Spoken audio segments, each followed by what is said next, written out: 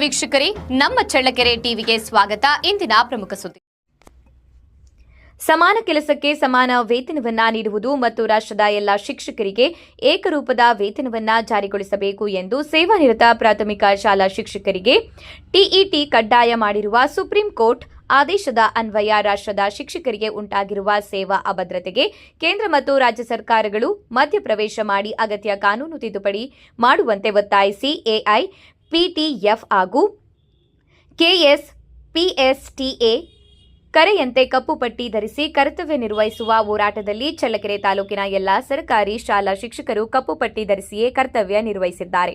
ಅದರಂತೆ ಚಳ್ಳಕೆರೆ ನಗರದ ಪಿಎಂ ಶ್ರೀ ಮಾದರಿ ಹಿರಿಯ ಪ್ರಾಥಮಿಕ ಸರ್ಕಾರಿ ಶಾಲೆಯಲ್ಲಿ ಕರ್ತವ್ಯ ನಿರ್ವಹಿಸುವ ಪ್ರಾಥಮಿಕ ಶಾಲಾ ಶಿಕ್ಷಕರ ಸಂಘದ ರಾಜ್ಯ ಉಪಾಧ್ಯಕ್ಷ ಮಾರುತೇಶ್ ಹಾಗೂ ಸಹ ಶಿಕ್ಷಕರು ಕಪ್ಪು ಪಟ್ಟಿ ಧರಿಸಿ ಕರ್ತವ್ಯ ನಿರ್ವಹಿಸಿದ್ದಾರೆ. ಅಖಿಲ ಭಾರತ ಶಿಕ್ಷಕರ ಫೆಡರೇಷನ್ ನೇತೃತ್ವದಲ್ಲಿ ರಚನೆಯಾಗಿರುವ ರಾಷ್ಟ್ರೀಯ ಅಖಿಲ ಭಾರತ ಶಿಕ್ಷಕರ ಸಂಘಟನೆಯ ಜಂಟಿ ಕ್ರಿಯಾ ಸಮಿತಿ ದಿನಾಂಕ 8/1/2026 ಒಂದು ದಿನ ರಾಷ್ಟ್ರ ಅಥವಾ ರಾಜ್ಯದ ಎಲ್ಲ ಶಿಕ್ಷಕರು ಕಪ್ಪು ಪಟ್ಟಿ ಧರಿಸಿ ಪಾಠ ಬೋಧನೆಯಲ್ಲಿ ತೊಡಗಿದರು.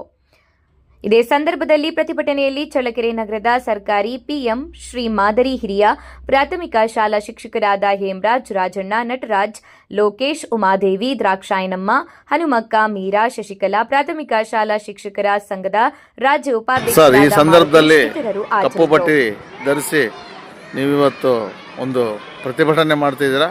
ಇದ್ರ ಬಗ್ಗೆ ಏನು ಹೇಳಕ್ಕೆ ಇಷ್ಟಪಡ್ತೀವಿ? ಈ ದೇಶದ 30 ಲಕ್ಷ ಪ್ರಾಥಮಿಕ ಶಾಲಾ ಸೇವಾನಿರತ ಶಿಕ್ಷಕರಿಗೆ ಮಾನ್ಯ ಸುಪ್ರೀಂ ಕೋರ್ಟ್ನ ಆದೇಶದನ್ವಯ ಟಿಇಟಿಯನ್ನು ಕಡ್ಡಾಯಗೊಳಿಸಿರ್ತಕ್ಕಂಥದ್ದು ಬಹುಶಃ ಇದು ಸೇವಾನಿರತರಿಗೆ ಆಗಿರ್ತಕ್ಕಂತಹ ಒಂದು ಅವೈಜ್ಞಾನಿಕ ಆದೇಶ ಅಂತೇಳಿ ನಾನಾದರೂ ಈ ಸಂದರ್ಭದಲ್ಲಿ ಹೇಳ್ತಾ, ಈಗಾಗಲೇ ಶಿಕ್ಷಕರಾಗಿ ಅರ್ಹತೆ ಒಂದು ಸೇವೆಯಲ್ಲಿರ್ತಕ್ಕಂಥವ್ರಿಗೆ ಮತ್ತೊಮ್ಮೆ ಅರ್ಹತಾ ಪರೀಕ್ಷೆಯನ್ನು ನಡೆಸ್ತಕ್ಕಂಥದ್ದು ಅವೈಜ್ಞಾನಿಕವಾಗಿದ್ದು, ಹಾಗಾಗಿ ಅಖಿಲ ಭಾರತ ಪ್ರಾಥಮಿಕ ಶಾಲಾ ಶಿಕ್ಷಕರ ಫೆಡರೇಷನ್ ವತಿಯಿಂದ ಕಳೆದ ತಿಂಗಳು ಏನು ನಾವು ನವದೆಹಲಿಯ ಜಂತರ್ ಮಂತರ್ನಲ್ಲಿ ರಾಷ್ಟ್ರ ಮಟ್ಟದ ಒಂದು ಹೋರಾಟಕ್ಕೆ ಕರೆ ಕೊಟ್ಟು ಅವತ್ತು ಇದನ್ನು ಉಗ್ರವಾಗಿ ಪ್ರತಿಭಟನೆಯನ್ನು ಮಾಡಿದ್ದೀವಿ.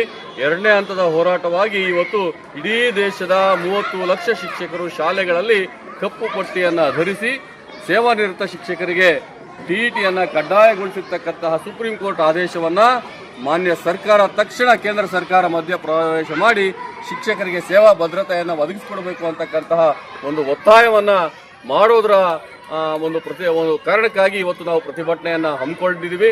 ಇವತ್ತು ಸರ್ಕಾರಿ ಮಾದರಿ ಹಿರಿಯ ಪ್ರಾಥಮಿಕ ಬಾಲಕಿಯರ ಶಾಲೆಯಲ್ಲಿ ಸಾಂಕೇತಿಕವಾಗಿ ಎಲ್ಲ ಸಹೋದ್ಯೋಗಿ ಸನ್ಮಿತ್ರರು ಕಪ್ಪು ಪಟ್ಟಿಯನ್ನು ಧರಿಸಿ ಈ ಧರಣಿಯಲ್ಲಿ ಭಾಗವಹಿಸಿದ್ದಾರೆ. ಈ ಕರ್ನಾಟಕ ರಾಜ್ಯದಲ್ಲಿ ಇಡೀ ದೇಶದಲ್ಲಿ ಈ ಒಂದು ಚಳುವಳಿ, ಎರಡನೇ ಹಂತದ ಚಳುವಳಿ ನಡೀತಾ ಇದೆ.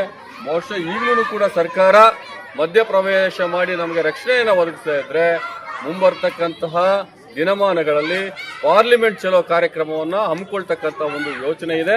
ಬಹುಶಃ ಅದಕ್ಕೆ ಅವಕಾಶ ಮಾಡಿಕೊಡಬಾರ್ದು ಅಂತಕ್ಕಂಥ ಒಂದು ವಿನಮ್ರ ಮನವಿಯನ್ನು ಕೇಂದ್ರ ಮತ್ತು ರಾಜ್ಯ ಸರ್ಕಾರಕ್ಕೆ ನಾನು ಮನವಿ ಮಾಡ್ತೇನೆ. Thank you sir.